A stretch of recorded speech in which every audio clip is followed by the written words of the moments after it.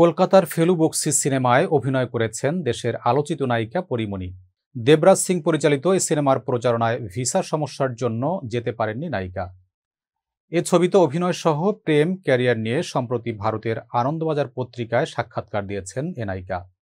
এতে ফেলু বকশীতে অভিনয় বিষয়ে পরীমণি বলেন, সত্যি বলতে অভিনয় করার ভাবনা নিয়ে কলকাতায় আসিনি। মনে মনে কোনো প্রস্তুতি না থাকলে সেটা হলে বা না হলে কোনো অনুভূতি তৈরি হয় না। আমারও তাই, কারণ তখনও আমি পুরোপুরি মাতৃত্বে ডুবে। পদ্ম আরও ছোট, ওকে সামলে কি করে কাজ করব সেটাই একমাত্র চিন্তা। ওকে ছেড়ে কাজ করার ভাবনাও নেই। কিন্তু ছবিতে আমার অভিনীত চরিত্র শোনার পর সেই আমি কিছুতেই না বলতে পারলাম না। পরী কি খুব দুষ্ট, না ছেলে মানুষ এখনো?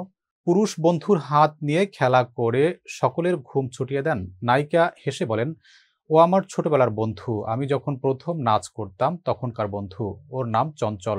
একদিন একসঙ্গে গাড়িতে আড্ডা দিতে দিতে ফিরছিলাম। হঠাৎ মনে হলো এরকম কিছু করলে কেমন হয়।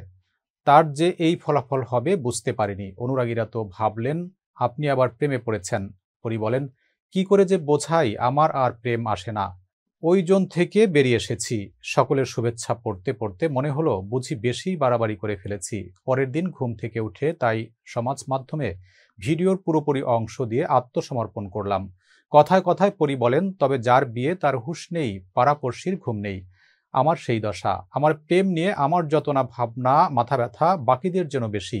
আমার প্রেম হলে ওদের যে কি সমস্যা দেখি, মন টনও ভেঙে যায়। আমি কারো হব না তাতে লোকে খুশি, একজন কারো হলেই বিশাল ব্যথা। সবাইকে জানাতে চাই আমি কারো নই, তোমরা খুশি থাকো। পরীমণি নতুন করে প্রেমে পড়তে নারাজ। জীবন কি তাকে বড় করে দিল? এ নায়িকা বলেন, জীবন অনেক কিছু শিখিয়ে দিল, অনেক রকম ভাবে চলতে শেখালো।